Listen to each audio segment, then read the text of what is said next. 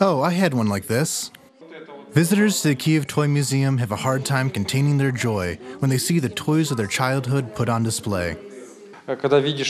When you see what you used to play with, you didn't expect to see it. My son doesn't have the toys like I had. He has other toys.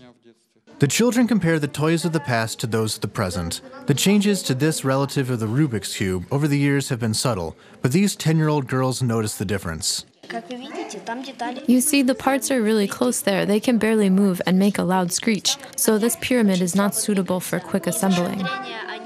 Other toys wow the children with their carefully crafted details. The parts under the hood are visible. The cabin is well detailed because right now the cars are just a few plastic parts and a square steering wheel.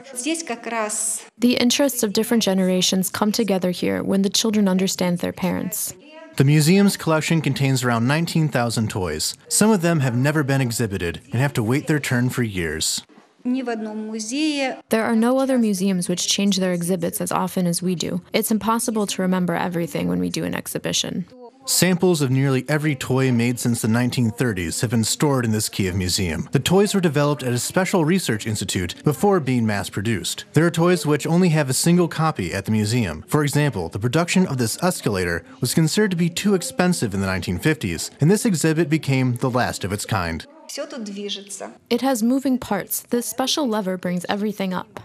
The oldest toys in the museum's collection are 19th century dolls. They were used as mannequins to teach young girls about good taste and fashion. The spring exposition shows some of the older models made of straw or salted dough, as well as Ukrainian folk toys.